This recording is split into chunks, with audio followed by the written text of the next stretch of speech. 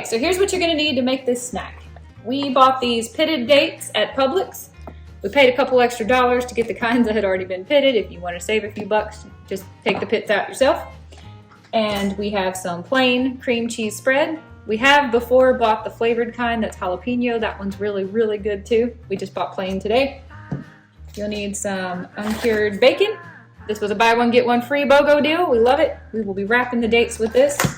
Toothpicks help. Whoops. They are not necessary, but they do help keep it all together while it's in the oven. So if you want to use toothpicks, there you go.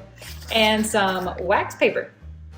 So the reason why we're using a container rather than a block of cream cheese is because we wanted it to be whipped, which is what the soft cream indicates. It's just a lot easier with this consistency. Watch this not come off. It's a lot easier to pipe our cream cheese into our dates if it's been whipped. What I like to do is take a baggie, run one point all the way down to the bottom of the cup, depot this.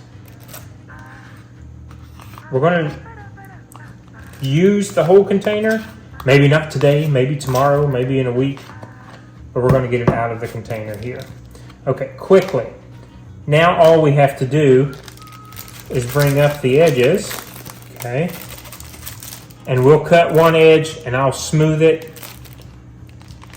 Okay, one other thing we want to show you that when you do spend, and it's just cents, let me find it. When you spend the money for the pitted dates, you can already open these, okay, and fill them. You don't have to cut them down the center and take the seeds out. So when it's something like this, we only purchase them a few times a year. We like to buy the pitted so that it makes the work a little less cumbersome because these are tedious to make. For the bacon, it's easier if you just cut it straight down the middle. It'll wrap all the way around the date with just enough little bit of extra to spare. I just washed my hands. I don't want any. Too much bacon is not a bad thing. We used to cut them in thirds, but sometimes when they cook, it kind of separates, rolls around, rolls off the date. So we're just cutting them in half these days and putting extra bacon on our dates. So while we assemble, we're going to turn on our oven at 450 degrees and then start to line them up on our baking pan.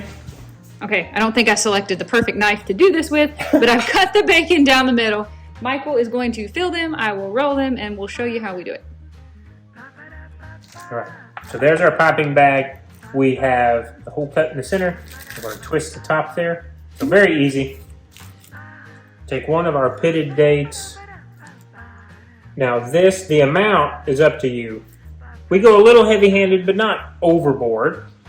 And then Jules just takes it. Will you dump me a few of those out? Yeah, since of I've course. touched this meat. Wrap it all the way around. Wrap it nice and thick.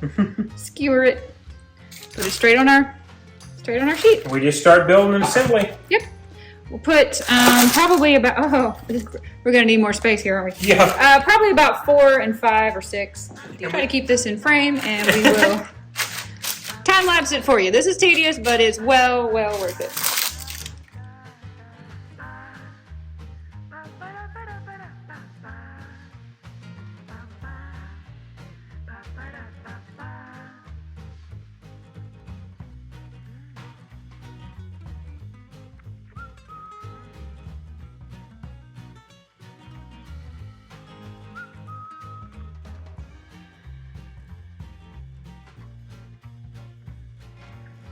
All right, this is what we have now. We had 25 dates, so I think that was 25 bacon wrap dates we have made and skewered.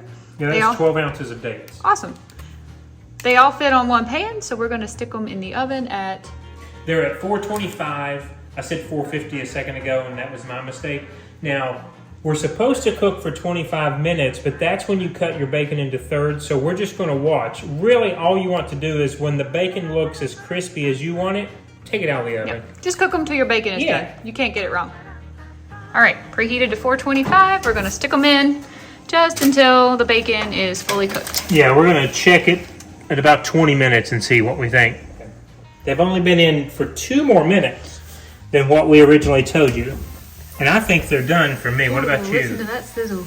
We're gonna take them out and let them sit just for a minute so that the bacon can kind of, I don't want to say dry off, but really to crisp up a little bit. And then we will pull these off the the baking sheet with the toothpicks and eat them exactly like that, off the toothpick. So here's what it looks like. We're going to put these on a plate.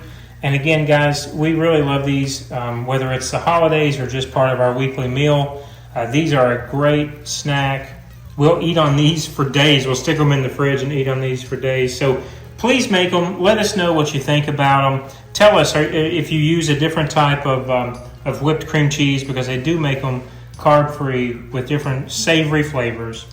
We've made these for get-togethers with friends many times, and they are always a hit. Everyone always says they're delicious, and we love them. We get asked for the recipe, and it's like it's 3 simple things, and you guys have seen us make them, so give it a try. A little tedious to make, but well worth the payoff. All right, guys, I hope you enjoyed this snack. We love these bacon wrap dates, and we make them frequently. We will see you another day in another World Carnivore Month video. Thank you so much for watching.